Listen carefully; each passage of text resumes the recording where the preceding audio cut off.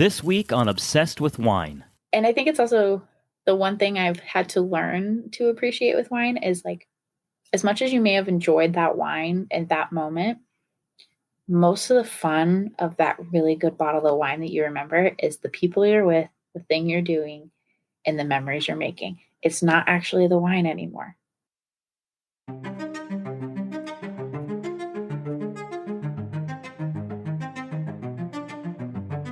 Hello, fellow wine enthusiasts. My name is Wesley Cable. Welcome to another episode of Obsessed with Wine podcast. Natalie Ellis was born in the UK, where her experience with wine at a young age included watching her parents drink wine with meals and share it with friends and family in social settings. Natalie's family moved to the United States when she was younger for her father's job and settled in Illinois. There, Natalie would go to the University of Illinois to pursue a degree in food science.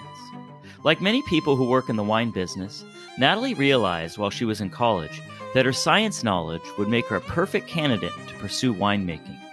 With her newly found direction, Natalie traveled all over the world in pursuit of her degree in Viticulture and Enology, and eventually received a degree from the Vinifera Euromaster program at the Bordeaux Sciences Agro in France.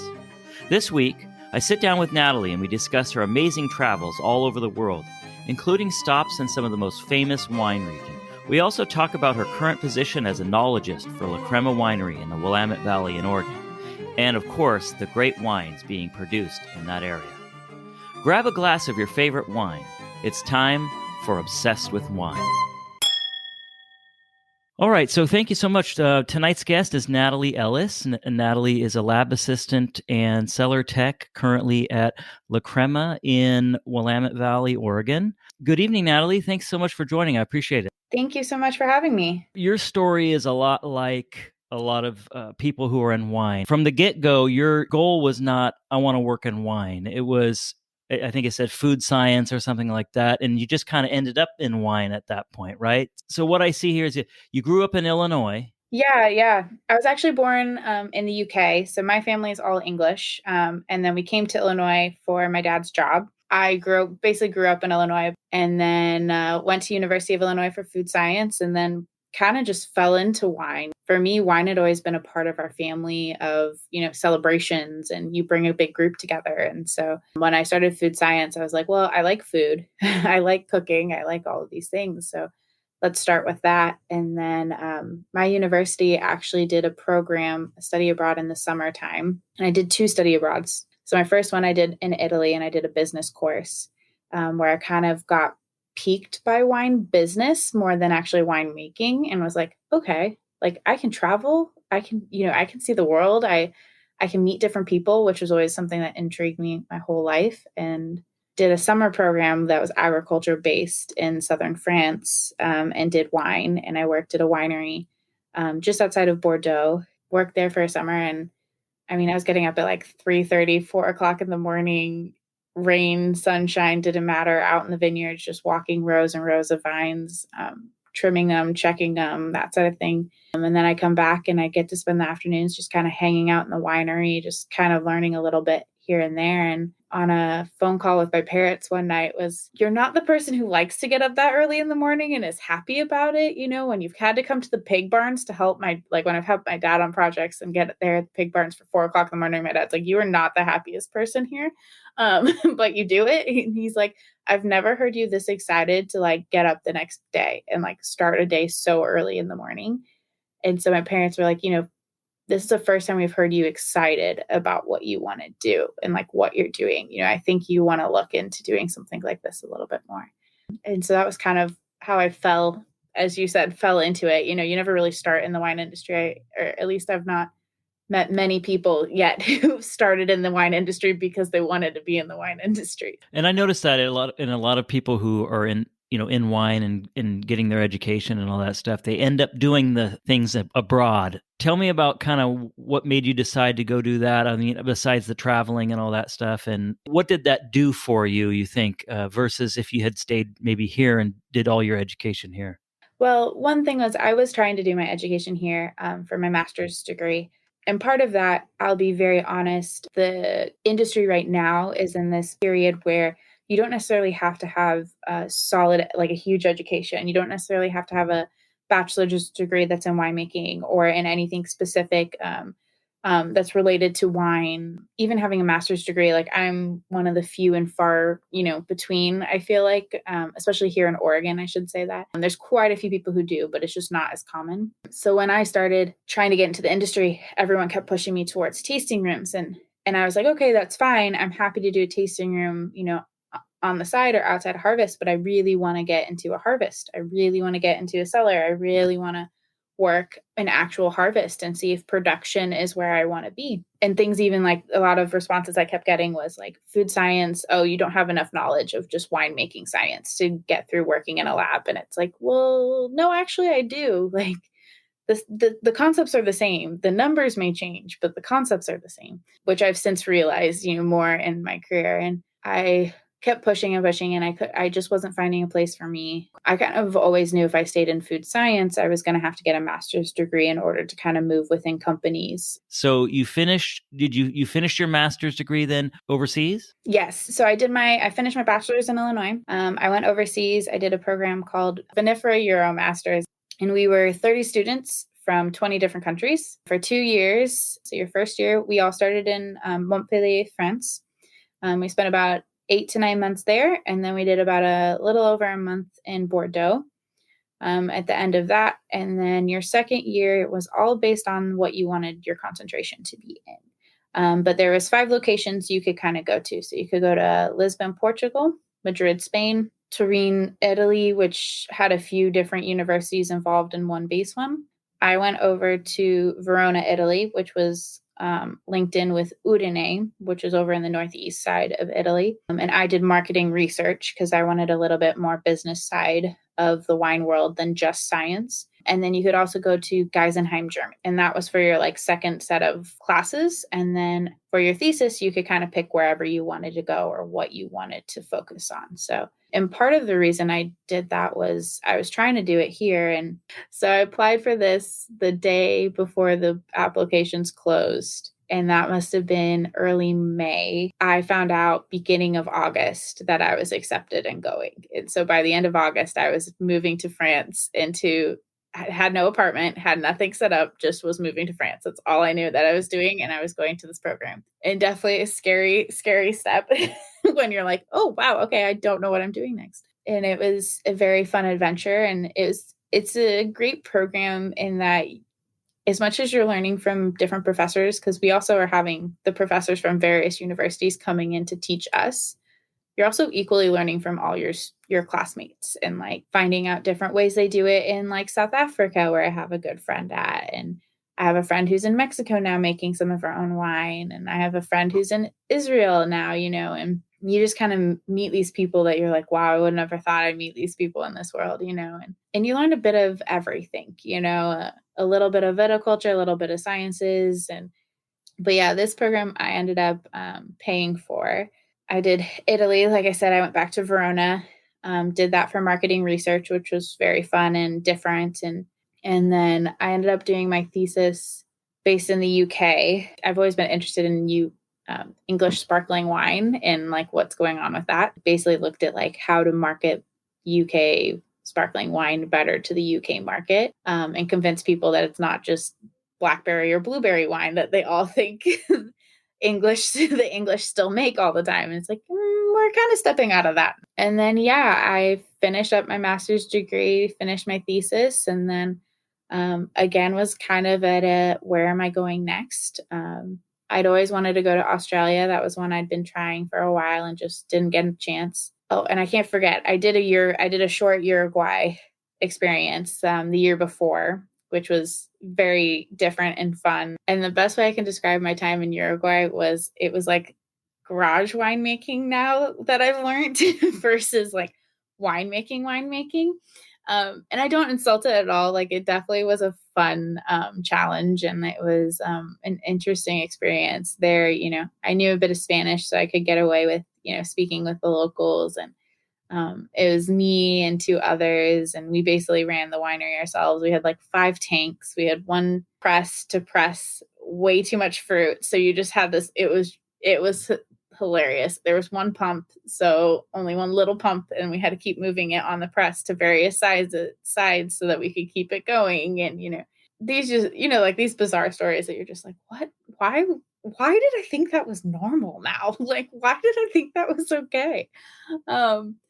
But a fun experience, hands-on. I was out in the vineyards with the guys there picking grapes, and, a lot more like a very small family run, operation. And then there's a group on Facebook called Traveling Winemakers, where out of nowhere, someone posted for South Africa, and they're like, we need a woman to come. You have like 2 weeks to get here. I just applied on a whim because I was like, I just want to get in. I just want to get an experience. And they come back and they're like, do you want this position? Here's the contract. Here's what you're going to agree to.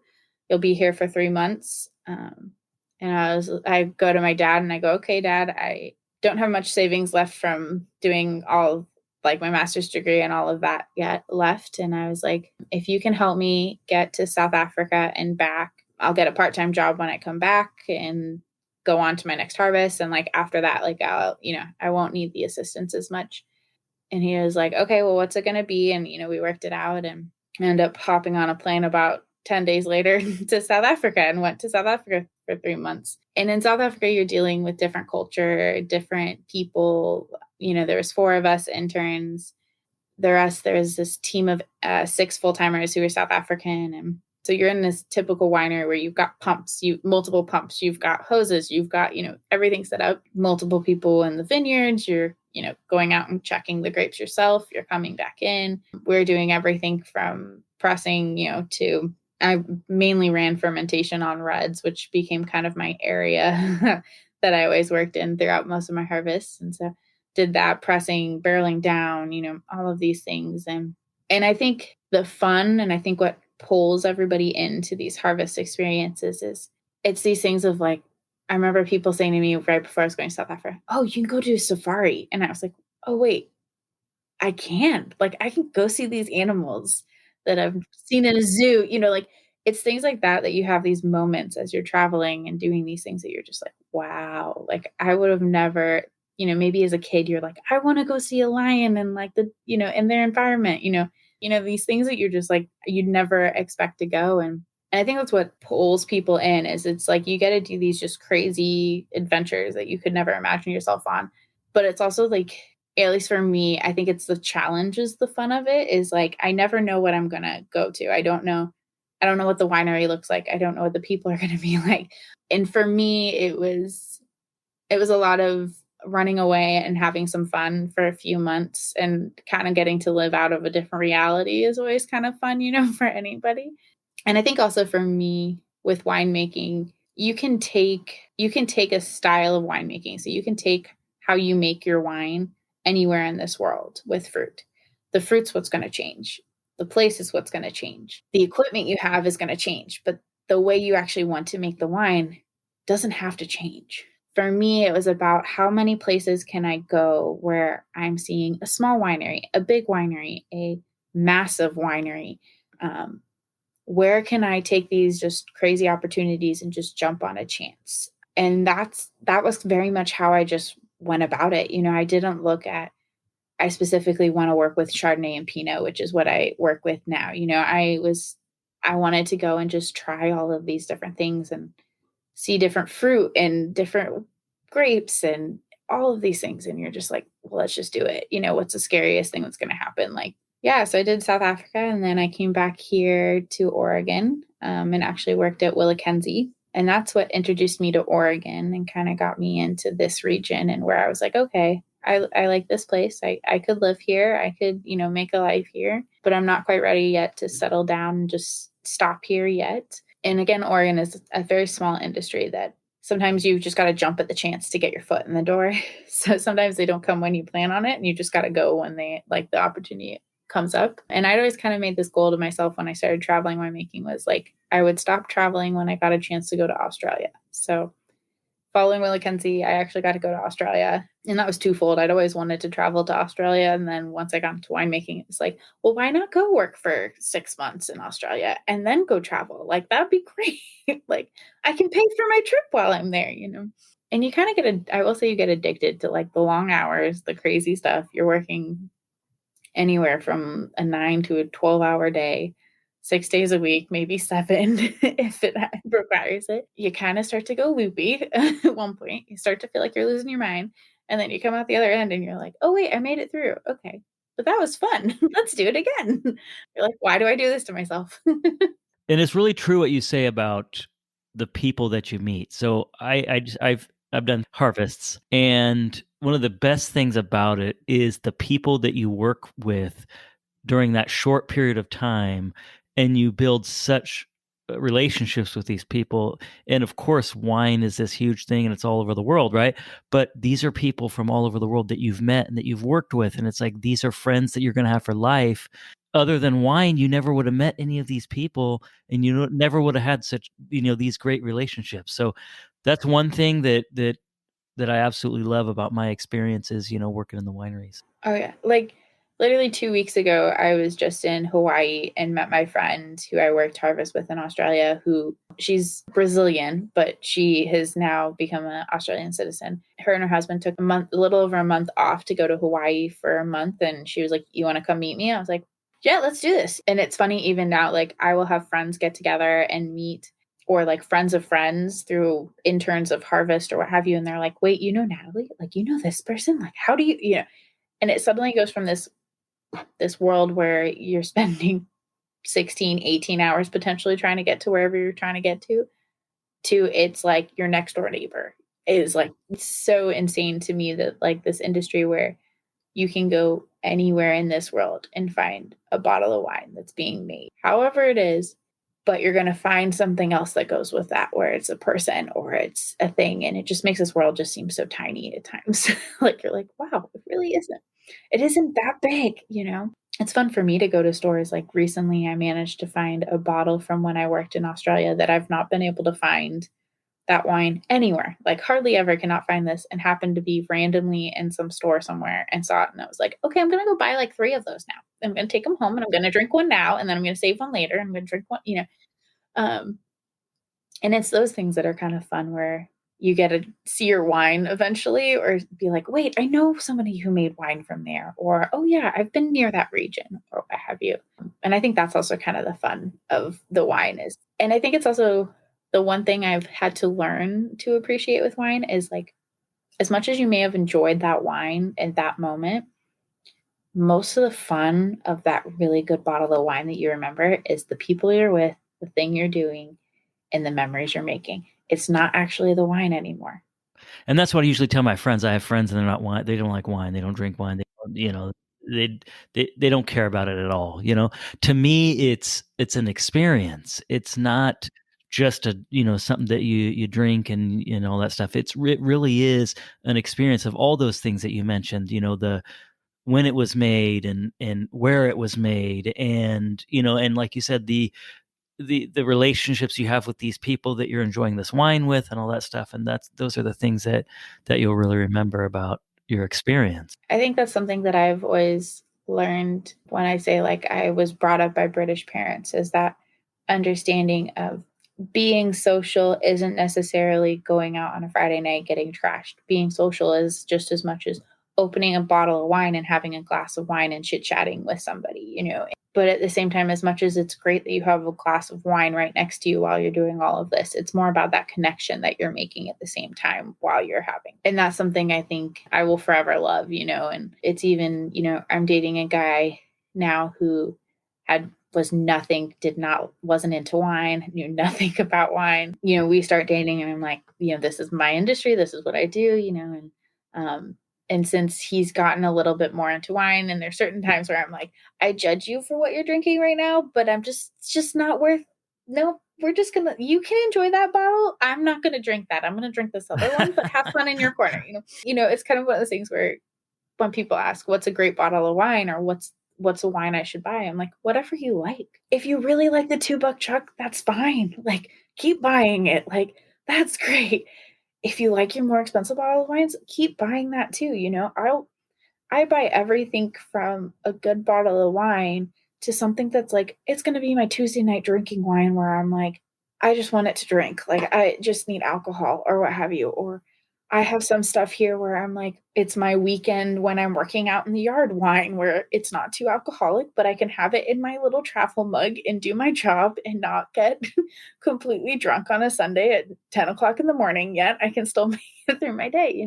I think that's where people sometimes get scared of the wine is they see these people or they hear about, sommeliers and all of this. And I'm never going to bash anybody who spent the time getting their sommelier or anything like that. But sometimes just taking it and going, what do you like? What do you like about the wine? Okay, you don't like this, then maybe try this, and I think that's always been more of the fun thing for me answering the question is I'm like, when they go, well, I don't like this. And I don't like a California style chard. Well, what don't you like about it? Okay. If you don't like this, then I would try this instead. And just to kind of open that up, because even that was me starting out of going, I didn't really like Cabernet Sauvignons for a very long time. I now know what I like about a Cabernet Sauvignon. I know what I don't like about a Cabernet Sauvignon. And I've learned that. And I think that's a thing of I've learned what I like, and just what I like doesn't mean it's what you like, doesn't mean it's what my best friend likes. We all like different things. That's a part of being human. We all are different. Why would we want the same bottle of wine every single night? Like, why do we want the same, Hello, Obsessed with Wine listeners. I just wanted to take a minute to remind you to check out the beautiful new show website at www.obsessedwithwine.net and click on the link called Wine Discounts to get discounts on your favorite wines and wine accessories from wine.com and One Stop Wine Shop. Thank you so much for your support. Now back to the interview. So I want to talk about Willamette Valley. I'm not an expert by any stretch on Willamette Valley. Now, what I do like is here in California, in my area, there is a company, Willamette Valley Vineyards is the name of the company. They have a tasting room here in California, and which was really awesome for me because I had never had any Oregon wine. So for me, it was like, wow, I can go somewhere locally and taste all these Oregon wines and, the Pinots and all that stuff, which was awesome for me. Right. And, I remember speaking to somebody at a winery in California, and she was from Oregon, and she was saying, there's nothing like a Pinot from Oregon. I don't care what these guys in California do. There's nothing like a Pinot from Oregon. And see, for me, I didn't understand what that was all about. But now I get a chance to appreciate that. So I don't think people appreciate how big the Willamette Valley is. Like, how big is it? Do you know, like, how big it is? I don't know how big, like, square footage wise, but I mean, we have over, I want to say the last I heard, we have over like 350 wineries in the Willamette Valley. It's not a huge space, like when you think about it, for that many wineries, but it's vast. Like it's partially spread out a little bit in the sense of, we have the valley, and then most of the wines are made up onto the ridges that we have here. So you have like Ribbon Ridge, Chehalem Mountains. But I mean, I know that in the time that I have started working here in 17 till now, I think we have upwards of 10 or plus AVAs. So American Agricultural Viticultural areas. And that's, I remember when I first came in, I only knew like maybe 5 or 6 of them, 7 of them maybe. And we've just managed to keep creating more and more, which is just awesome. Just to see us grow that much, and that much talk and that much development has happened. And I think it's just insane because even hearing, we have an Oregon Wine Symposium, which is our big, kind of conference for all of us wine and viticulturists here. And every year they talk about how many wineries we have in the area. And every time it grows. And I'm just like, where are they like going? Like there can't be that much more space. Like, and I think that's also kind of the benefit and the fun of these custom crushes is you can get these grapes and create a winery or create a brand without necessarily having to have all of the cost of building a winery, Not a lot of people can afford to do that. To afford all the equipment and all that stuff, a lot of people can't afford it. So it still allows you to be able to make some amazing wine without having to buy all that stuff. Exactly. And like, I mean, the running joke with a bunch of us is you got to be a billionaire to make $1 million in the wine industry, because you're going to lose quite a lot of it at first. Like, I have a good friend who started a brand actually in 2020. and his brand is doing absolutely fantastic. Like, it is so amazing to see how well it's going. And they've just happened to find a property that's up in like Ribbon Bridge, Laurel Woods area, which is a new AVA.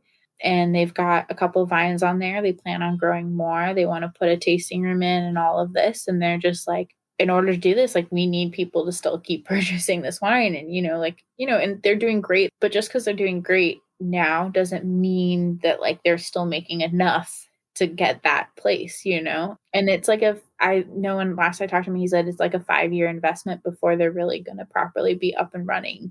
Even our facility, our destemmer broke in the middle of our harvest and we didn't have a spare destemmer. So we actually had to reach out to one of our local wineries, one of, that my winemaker's friends with. And thankfully we got a spare destemmer from another winery and we're able to get back up and running and make it work and got through the harvest with what we had. But, it's moments like that where even for a company our size, it's not something that you can just drop a dime on a brand new piece of equipment like that. Like, it's not possible, It's not like going down to the car dealership when your car gets crashed that you can go get another car.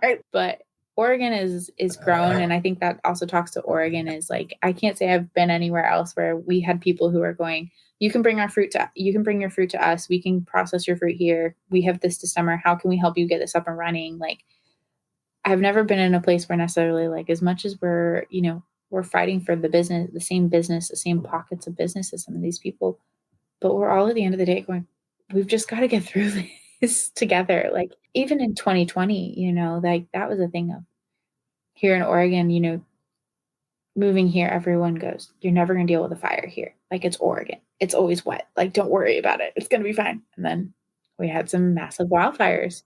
We got through it and it was a rough year for everybody. And that I remember walking away and going, people are like, well, should I buy the wine? And I go, buy the wine, just drink it. Don't save it. It's not wine to keep. It's ones we want to support everybody. And me and my roommate went out and we tried to just buy a little bit of everybody's, 2020s just to give everybody who's a small producer some support and like help them along to the next vintage, because I didn't want to see people have to go out of business because of one vintage. And I think that's the fun of this valley is, as much as we're all competitors, we do support each other. We do help each other along. And it's interesting because even you think most of the valley is Chardonnay and Pinot. Those are like the two big things here. And you have a little bit of Pinot Blanc and a bit of Pinot Gris and some Rosé and a few other little things coming out. What's interesting is even in our valley that like you can go not even 10 miles down the road and you'll have a slightly different tasting Pinot. The Pinot here is probably some of my favorite Pinot in the world that I've been able to taste. And I've had a chance to taste quite a lot. And I think it's just... That's saying something for someone like you who's been everywhere. So yeah, it's just, I love the style of it. It's some of the Pinot you get, I can literally probably have it with a steak. It's that like just big and bold and just in your face. And then other ones I'm like, I can have it with like a delicate, maybe a meatier fish, or something like that, where it's like you typically would have a white with it or what have you. You can drink that. And I think that's what's fun. My company alone, we see both sides. We see California and Oregon. We kind of have both sides of the coin, and we get to taste a lot of California Pinot and we taste a lot of our Oregon Pinot. And I always like to say is like the California style is it's a little bit bigger. It's a little bit bolder. It's a little bit more consistently in your face. Whereas like the Oregon Pinot is kind of the one that's like hanging out behind the big guy being like, well, I'm still here and I'm still good, but like, I'm going to let you figure it out. Like, I'm in no rush to show you yet. Like, I'm going to let you figure that out for yourself that I'm good. And I think that's kind of like the fun of it. So as far as Oregon is concerned, I see a lot of people talk about, what makes Oregon different than other places, right, that produce wine. And a lot of people talk about the weather and how challenging the weather can be. So talk a little bit about that. Like, what is it that makes the weather so challenging?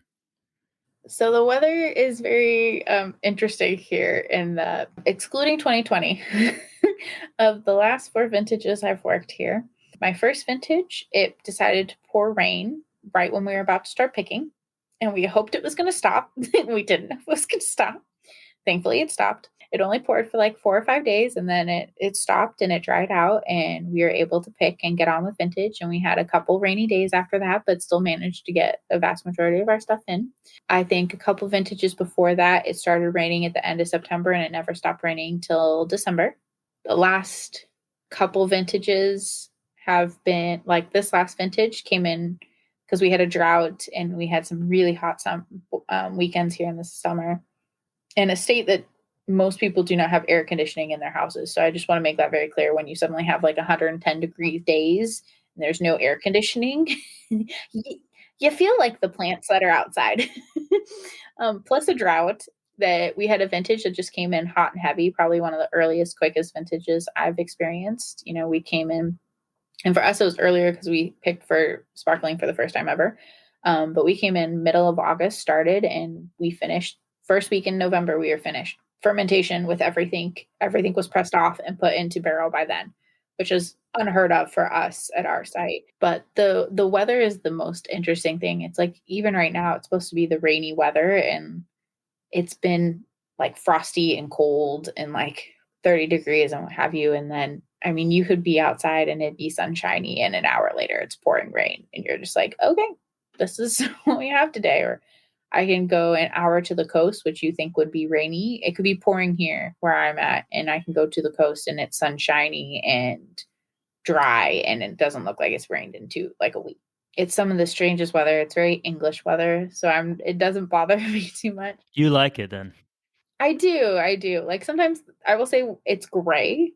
It's interesting, and it's cool. It's much cooler. It's like, we do have hot summers, and the summers are getting hotter, but it's fairly mild to me, for what I'm used to growing up in. And For people who don't know, they're thinking, okay, well, rain, that's good, right? But at certain points when the grapes are growing, rain is bad. Like you were saying, like when it gets close to harvest. So why is it so bad? Like what are some issues that you guys run into because of that? okay, so like one example that's outside of rain is so when bloom happens, when grapes are forming, like the plant's actually starting to form what's going to become the grapes. They flower like any tree flowers, like any fruit tree that flowers. You'll flower before you get the bud and the seed that moves on to become the fruit. Well, we always have we either have rain or a massive wind incident. So it comes through and it blasts through, and we lose parts of our crop because they blow off what should have formed, but it's knocked it all off. When it's droughty, we want a vine to struggle a little bit, but we don't want them to struggle that they start to shut down so they don't produce anything. So a drought kind of goes that way. Too much rain means we don't get enough sunshine, so the fruit isn't ripe. So you're not getting those flavors you want. If we get fruit too late, you can create, and especially here, once the rain kind of comes in, it drops the temperature. And so it's just like having fruit sitting out that gets moldy over time because it's been sitting for too long. The same thing happens with our fruit that's on the vines. And there's a style that, like, some people will make, what they call noble rot or noble grapes, and they want that. Generally with most people who are making Pinots and Chards aren't wanting that necessarily. They're wanting that more with a different style of grape. Those things where it's like, now you've got to spend the time on the processing line sorting the fruit, pulling out the stuff that's moldy, pulling out the stuff that's unripe. You spend a lot more time getting that grapes into tank in the hope that the flavor is still there. And so it's interesting when I talked about the vintage in 2017 where we were about ready to pick, but my winemaker was like, nope, hold off. It's not ready. It's not ready. It's not ready. And then it rained. And it was interesting to taste. You'd go and taste. So like when you go check the vineyards, you're tasting the grapes too. You're kind of looking at like, okay, is this sugary? Okay, it's sugary. Do we still have a little bit of tartness coming from the skins? Is there a bit of flavor coming in yet? And what was interesting is you could go taste it. And I still remember it was sugary. It was like, okay, this is sweet. Like there's the sugar there. But there's not much flavor kind of coming out yet. There's nothing major. Come with rain, come with a little bit of chilled off time. It was as though the plant kind of got a chance to catch up with itself. And so once it dried out a couple of days after that, and we could go out and start picking, we went and pulled some samples and checked, and the flavor was finally there. It finally caught up. So it's kind of like, if you go running, like you're going to want to run up a hill as fast as you can because you're like, I want to get up to the hill. But once you get to the top of the hill, like, and you got to come back down, you're like, okay, now I got to slow down in order to like not fall on my face and tumble on my way down. Like you've got to kind of catch those paces. And I think that's the thing where we've gone into vintages like 2020 was looking absolutely gorgeous. And then fires hit. If we'd picked when the fires were going on and our big windstorm was going on, we probably would have had a better quality wine coming out. We didn't, obviously, for safety reasons. What actually got us was the smoke hanging around, because once the wind died down, the smoke just dropped and just sat on fruit. And like, I don't know a single winery yet that washes their fruit before it goes through. So it gets picked off the vine, it gets put into a bin, it comes through, and the alcohols and the pHs and all of those that we're dealing with, like the microbial growth potential is so low that it's like, we're not going to waste the money, the cost, anything like that to wash grapes. It's just, it's not really worth it, But at the end of the day, the alcohol, everything that we like do keeps it so well protected that you couldn't taste anything that was there. The only reason you did from 2020 was because it just sat on the skin long enough that it just absorbed it. And I mean, you're talking, even your Concord grapes have a thicker skin than the fruit that we deal with. Like, it's not thick skin stuff. It's very delicate stuff. And so that's half the battle with the weather, is like, because we're dealing with delicate fruit. And when suddenly a giant or a hailstorm comes through, it's like hail hitting anything else, And I think that's like half the challenge. It's like, okay, this has been dealt us. How do we do this? So let's talk about Jackson Family Wines, if you don't mind. One of the things that got me into wine was this book I read about Jess Jackson. It's called A Man in His Mountain. That was one of the most inspiring books, that I've ever read. And that is one of the reasons I got into wine, is because I read this book and I'm thinking, this is so amazing, right? And so that's why it kind of has a special place for me. From what I see here, it looks like this La Crema brand that you work for. It was started in 1979 by somebody else. This was a brand that somebody else had started, and they were making wine. And then I guess in 1993 is when Jess and Barbara bought it and kind of took it over and all that stuff. I know it says, like you said, Pinot and Chardonnay. I mean, like that's really what La Crema does, is Pinot and Chardonnay in cool climates. So on the coast, like say here in California and in Oregon and things like that. So one thing I wanted to ask you is about it's just Pinot itself. Like, what is so special about Pinot, and why does it do so well up in Oregon? I think we have that cool climate. We have that rain. We have the right temperatures that aren't too hot. It's such a delicate fruit. It truly is a delicate little guy. He's not a Cabernet Sauvignon. He's not a Malbec. He's not a Merlot. The weight of that wine is so different. It's always just done much better in a cool climate, Pinot. And I think also the fun thing with Pinot, the fun and slightly challenging thing, is it likes to clone itself and like morph itself very easily on its own. So that's kind of how you have like a Pinot Meunier, is like it's one of its little clones that it kind of created. And there's a Gamay Noir, which is a little bit heavier of a fruit in wine than a Pinot Noir. But it likes to clone itself quite a lot. Oregon was the first place I've ever been where clones were just such a huge part of winemaking. Because everywhere else I'd been, it's here's your block of Chardonnay, here's your block of Pinot, here's your block of whatever, so on and so forth. And here it is very interesting that the clones and the locations you put these clones in matter so incredibly much. It never even occurred to me, to be honest. Even studying it never occurred to me till I finally experienced it. And we have there's certain clones that in my Campanile, and like we've turned into rosé. It's always going to be rosé, Pinot rosé, because it just doesn't do well in the temperatures we have here. It needs more sun, it needs more heat, and sometimes we just do not get that. And And so I think that's where like that clone is now. It's kind of just always great for a rosé because it gets a little bit of the color, but it gets that sugar and it does well. And you don't necessarily need super, super ripe fruit to do a rosé. It's fun. There's so many nuances with it. Because even, for example, at my site, we bring in 5 or 6 different vineyards that are all mainly owned by Jackson family wines. And the sites are just so different, even within the vineyard, going from one side to the other.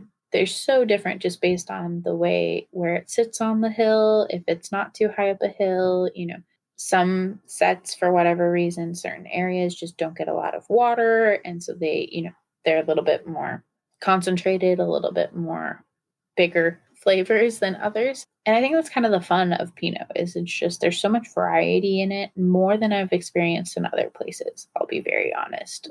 And I've seen, as far as La Crema is concerned, there's a big focus on like single vineyard and kind of capturing whatever that vineyard will produce, And so, for example, the one that we're drinking tonight is the 2019 Willamette Valley Pinot Noir. Is that a single vineyard or is that a mixture of other vineyards? So it's a mixture. It's kind of what we say is the based one. So it's a little bit of everything. So we have stuff that's coming from Yamhill Carlton area. We have stuff coming from Eola Amity, a little bit from Ribbon Ridge. So it's kind of what I would say it's our base blend for like La Crema. It's not so much focused on single vineyards as much as it's, like I was saying, it's our introductory wine to Oregon. It's just kind of open the door. It's like, here's what the valley tastes like. Then you can come to Oregon and taste different ones that are single vineyard. You can go to any one of our other wineries that we have here and taste their single vineyard. Now, I know the other one we're going to also drink tonight would be the Saduri one. Now, they do 2 single vineyards actually for up here in Oregon. And they're the only other one that we really do single vineyards for from my site specifically. And those 2 come from our two of our vineyards. And one is Gramarine, which is more Yamhill Carlton, a little bit more tannic, bigger, bolder kind of stuff. And then you have our Eola Amity, which personally is probably one of my favorite areas is Eola Amity here in Oregon. They're just delicate. It's lighter. It's still got the depth of flavor, but it's just this little like little cherry pops of flavor versus like, here I am. I'm right in your face. Like you need to taste me kind of thing. And it's different temperatures. I mean, you're talking maybe 25 miles difference, and one has a cool breeze coming in from the coast, and the other one has a lot more sun and still has breezes and stuff, but not the same amount of breeze. Like where Eola Amity is, it just funnels in one of the coastal breezes constantly. And so I think that's kind of where the weather and like just the way Oregon is, it just, you can go less than 20 miles and it changes. It's entirely. And so, and I know La Crema, they make obviously Chardonnay as well. Now, so explain the Chardonnay that comes out of. Do you guys make in Willamette Valley? You guys make Chardonnay up there as well? So we don't make Chardonnay for La Crema. All the Chardonnay for La Crema comes out of California. We used to. They have since streamlined a lot of like what we make up here. We actually make the only Chardonnay for Saduri here in Oregon. So we actually do Saduri Chardonnay for them up here. Because the other couple ones are like more custom crushed, smaller guys. So what's an Oregon Chardonnay? I mean, obviously you talked about it earlier. California kind of has this, California Chardonnay kind of label or whatnot. So what's an Oregon, Willamette Valley Chardonnay like? So I like to say with a Oregon Chardonnay is you're talking about the fruit. You're tasting the fruit less than you're tasting the winemaking style. It's a lot of neutral barrel, so not much oak flavor, whereas like typically a California Chard, it's a lot more oaky. They go with a lot more newer oak, so you have a lot more butteriness, a lot more fuller mouthfeel, a lot depth and perception going on in that like mouth. And Oregon Chard still has that can have that depth of flavor, but it's very delicate. It's a lot more lighter. You can still get, older vintages or aged ones that are bigger or bolder, what have you. But to me, it's just it's a little bit my style, or if I was to make a wine, my style would be about how can I show the fruit? How can I show it without you telling, like you being able to tell what I made it in? How did I, what have you? And so very common here to use lots of neutral, lots of bigger, like punch-ins. Big thing I've noticed lately is like the foudres. So coming out of Italy, they're these big, like oval shaped casts, and that's become very popular for a lot of people to use. And I think it's just that trying to get a little bit of that rounder mouthfeel without it being, I can taste what wood you used on your barrels. It's okay. Here's here's your round mouthfeel, but here's the fruit. Like here's where it's come from. Here's the, the property it's showing. Here's the hill that it's showing, what have you. So what's fun with the Oregon Chard is it's almost so different that you kind of are like, wait, where are you from? Now you become a little too intrigued and you're like, okay, now I got to go try some more of this stuff, which I think is the fun of it because it pulls people in to be like, oh, wait, you're different. So these wines that we're having tonight, I've got the Willamette Valley Pinot, the 2019. But we also have this Saduri. Am I saying that right? Yep. Saduri. Yep. What I like about it is, yes, I guess they're made by the same company in the sense, right? But they're two different wines. I mean, they're made differently. So just real quick on this La Crema Pinot that we're trying here, how is it made? Like, what do you guys do as far as, according to the website, there's a lot of, like you guys use basket presses for pressing, and you do punch downs 3 times a day, that kind of stuff. You would know because you do that, every single day. That's an incredible amount of work. So I think for those, they're talking more about, like, at least the punch downs, they're talking more California because they run longer periods than what we do. Okay. But we do like twice a day punch downs. We'll do basket press, which is a lot of work. It is. But we get through it. We'll do a little bit of bladder pressing, especially on our bigger lots, like the big ones that it's with our basket press, it just doesn't work. It's just too big. We also use a pulsaire, which is an interesting piece of equipment where essentially it's set on a timer where it pulses compressed air into the tank. And so we purposely are putting like oxygen in sometimes when we need it moved. I guess the biggest difference between like La Crema versus Saduri, even though they're made in the same facility, is La Crema, we're a little bit, I would say, softer in the sense of we're not trying to get the tannins. We're just trying to let the fruit kind of do its own little thing. We want it to be fruitier. We want it to be a bit more forward. We want it to hold fruit for a little bit longer than like your typical wine. Because as much as this is a wine you're going to buy off the grocery store shelf, we're okay with it getting aged a little bit. We kind of want to make it where it's a little bit ageable. And not saying Saduri isn't made that way, but Saduri is definitely more meant to be drank a little bit more quicker, or, not necessarily aged for multiple years, maybe a year, at most. Saduri is also a big brand that it was a lot for like by the glass in most restaurants. So that was a big one where, because it's just a drink that you can buy and restaurants can make a little, a turnaround price on it, what have you. It's great like that. So, but with La Crema, it's a lot more neutral oak, a little bit of new, not a huge amount, but some new, as much time in barrel as we can until we've got to pull it out. A little bit of acid adjustments, and the acid adjustments are made basically on taste.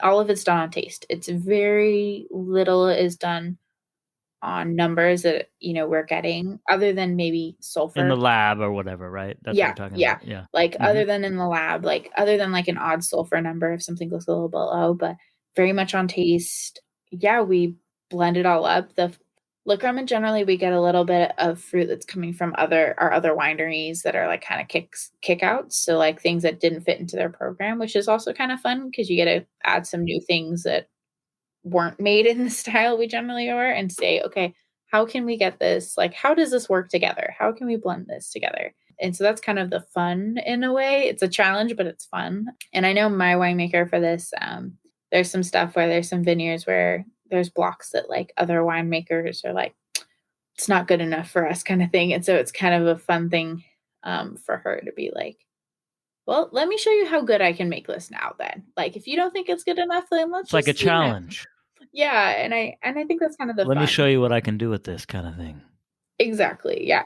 And I mean, we're not fussing with the wine a lot. We're not, when you hear about natural wines, we're like, we don't add anything to it. I mean, the only thing we put into this wine is yeast, a little bit of food for the yeast, which is all natural, and maybe some acid, which is the grape acid that you can already get out of the grape. Like, we don't do a lot of work to it. We aren't putting stuff to fine it. The most work we do is pull it out of barrel and we'll cross flow it. So we filter it to make sure that we've gotten anything that could be in there out. And that's pretty much the extent of what we do. We really are fairly hands off, The work goes into like making sure the barrels are topped up and taken care of throughout the year, but we try not, we're pretty hands off. We try not to do too much work if we can, Yeah, the website's pretty clear about that. There's just in looking at it, they like to use the term high touch but low intervention. So there's not a lot of, we're not intervening at all. It's we're paying close attention, but we're not intervening. And we're, like you said earlier, the wine, the fruit's just allowed to express itself, which is, it's how the wine's made. So it's a fun brand to work with because they've been going for so long. And same with Saduri. I think Saduri's been going for quite a while as well. It's fun to also see the change in like winemakers as well, because sometimes the winemakers are changing just because some of them want to retire or what have you. And so new ones come along. And so that's also kind of the fun of like the differences and like the nuances with different people as well. And like, for example, I run the lab now. I've just recently been promoted to being the enologist, so no longer just the lab tech, but the enologist, which is awesome. But with that, like I set up my calendar this time of year where it's like I spend a week on just certain brands. So like 1 week is just for La Crema because there's that many lots that I have to sort, and same with Saduri. And then I've got a week that's kind of like all of our little random little guys that like it doesn't, there's not that many, but there's enough that it keeps me occupied for a week. And it's interesting where I can go and I can go taste and even when we in harvest, like I don't pay attention much times to the tanks and what's written on the tanks. Like I'll just go along and start tasting tanks if I want to go out and taste. And I can pick up which ones are which brands just based on kind of the profile that's coming with them. Like we say, La Crema is a lot more fruit forward. It's a lot fruitier, juicier. To me, it's kind of meant for like a bigger, like more of a meal, like pork or, even a little bit of beef or something like that, where it's a bit more like enjoy this, or you can also enjoy it just as a glass of wine with a group of friends. And Saduri to me is the 19 is a little bit more of like, okay, I'm out with a group of friends and I want to drink and like, here's something that's a little bit bigger, but like, I don't necessarily need to have that food item with me and I can have fun with it, but I can also pair it with some food if I need to. And I think that's kind of fun is both of these can pair with food and they can equally just be drank on their own, which is not always something you can get with wine necessarily. So let's talk about the Saduri then. So just in looking into the wine, it's very interesting how kind of different it is than the La Crema wine. Like, for example, unfiltered, unfined, kind of the same minimal intervention, that kind of thing. So what goes into making this versus the La Crema that we were just talking about? So one major thing is we pick differently. So what I should also say is 19 was the changeover of winemakers for us for Saduri. So Adam Lee, who is still very much involved with the brand, but he's no longer like doing the nitty gritty winemaking style. We changed to a guy called Matt Revelette. I've worked with him a couple years now. He is fantastic. He's so chill. Like it's hilarious because I'll be like, okay, what do you want me to do today? Like I'm starting to press your stuff for the first time. Like, and I remember the first harvest I worked with him. I happened to get a cold the first day I decided to start pressing. So I couldn't smell, I couldn't really taste anything very well.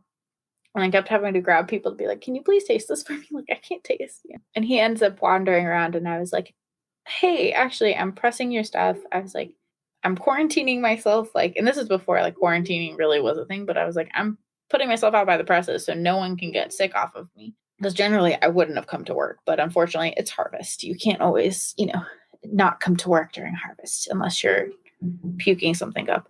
And I go and he's like, yeah, I'll come out and taste. Sure. And we start talking. And And I think that's one thing I've been fortunate is I've been able to work with some of the winemakers a little bit more hands-on, which has definitely helped me navigate how to do what they want done. But he comes back and he's just like, honestly, once it starts tasting bad, then cut.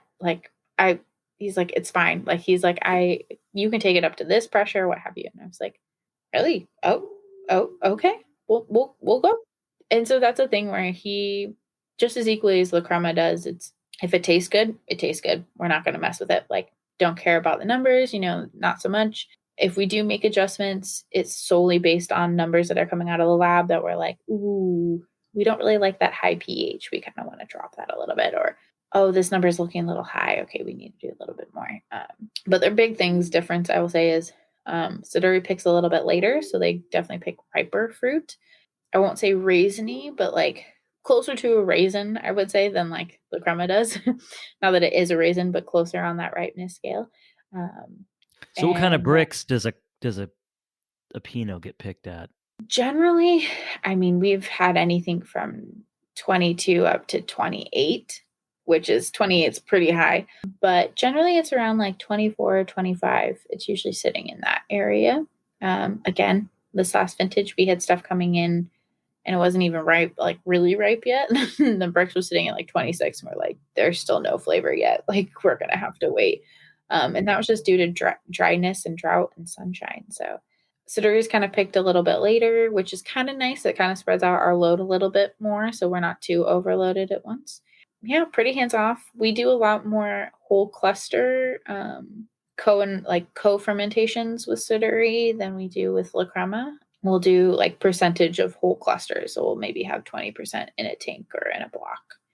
And sometimes, and some of the co-fermentations are due to tank space. Like we just need to get through. There never seems to be enough tanks. It doesn't matter what you're doing.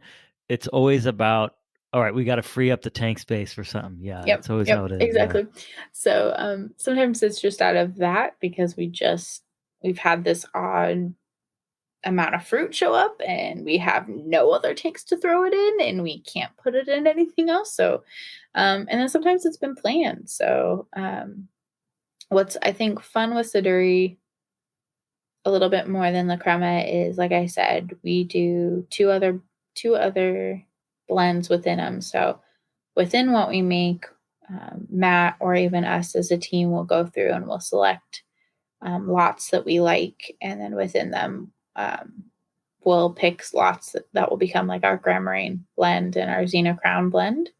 And then also with Saduri, we get involved with some of the auctions around here in the valley that support various things. I can't remember which auction we were involved with this last year that I went and represented Saduri at, but and so with that, we'll get to do a little bit of a small auction lot. So then we'll get to kind of pull some special, like different barrels out of different lots and kind of make a fun little auction blend. So definitely get to play a little bit. And it's interesting because like the auction lot I represented this last summer was definitely this like old world style. So that little bit of bready funkiness and like, bolder, that sort of thing. And then like you look at the rest of Saduri like that we make up here and I'm like, okay, it's along that lines, but it's still it's so different, which is kind of the fun, I think, when you get to do these fun little quirky projects.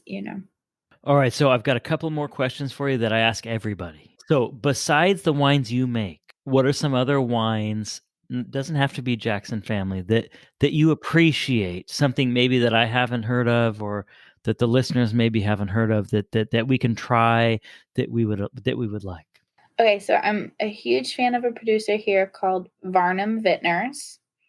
There are a couple that came from Arizona, have been up here, and they make a little bit of everything. They just started making a sec, which is kind of fun, which is like a German style sparkling wine. They make a brut. They do some my favorite things from them is their Rieslings. They do like 4 or 5, I want to say, different Rieslings, which are really fun. And they also do they do a line called the Porch. They just do all their bottles in 375s, the same as a beer. and they're made to be drank on the porch while your friend's drinking beer and you want to drink wine. There's your wine. Like, it's meant as like a porch pounder, essentially, is like the way That's they market cool. it. And they also do a Mueller Thurgau, which is very fun for me. It's like just an entirely different grape. And they have a funny story with that one, which I'll let you look up and see yourself, because it is a funny story. So they're a favorite of mine. And then actually my roommate's wine, she works for the company Union Wine Company, and they do Underwood is their big one. So they make canned wines is their big one. But they do 6 or 7 other brands as well. Another brand that they make is Amity Vineyard, which is fantastic. But I really love her Underwood stuff because it's canned wines. We take it on hikes. We take it to the rivers. They have white bubbles, a rosé bubbles. They've got a Pinot. They've got a Pinot Gris, and I can't remember. There's a couple other ones. And just for like me, where I'm like, I want to go to the beach, but I don't want to take a glass of wine. Like, those are some of my favorites. What about a more one that you would spend a little money on? Yeah, I was just thinking that as well. I was like, I probably should give some that a little bit. Okay, Soter, Soter, is one here. Big fan of their bubbles. I think they just do some great Pinots, and the bubbles are probably some of my favorite stuff. They do an interesting white blend if you can get your hands on it. That's really fun as well. Ooh, Irie Vineyards is fun. It's one of like kind of the original ones, and they just do some fun things other than just Pinot and Chard. They do like a Trousseau, I think is what. I think the biggest thing with me is you'll see when I go tasting that, like, I do love a good Pinot. I'll always buy a good Pinot, a good Chard, but like I definitely try to find those producers that do something that's a little bit funky or a little bit non-traditional, just to kind of switch it up a little bit. Like, well, I can't even say how much I appreciate you taking all this time. Like, I loved every minute of it, just talking to you and learning about how you do things, and just learning, just talking wine and stuff. These wines are terrific, and I look forward to trying some of these other ones that you mentioned, none of them which I've heard of. So that's what I love. Reach out anytime. I'm happy to give some more recommendations, and I appreciate you even wanting to talk to me. It feels weird that people want to talk to me about wine. What's amazing is just your story is very similar to a lot of people in this sense, but a lot different. So thank you so much, Natalie. Like I said, I appreciate your time. I'll check in with you in the future. I hope maybe we can talk again another day when you're doing something else. Maybe, yeah. I was like, yeah, if you ever make it up here to Oregon, let me know, and I'd be happy to show you around. I will. That's one of the things I would love to do. So I will do that. All right. Thank you so much. Thank All right. you. Appreciate it. Take care, Natalie. Thank you. Bye.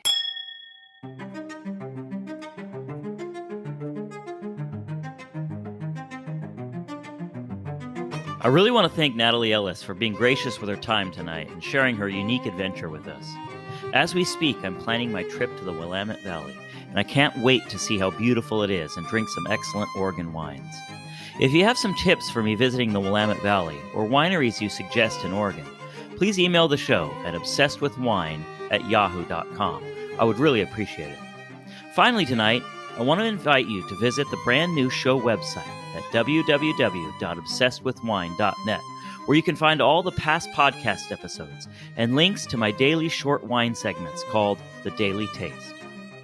Join me for another new episode of Obsessed with Wine podcast every Saturday at midnight Pacific time. I have some incredible interviews coming up that you don't want to miss. Until then, cheers!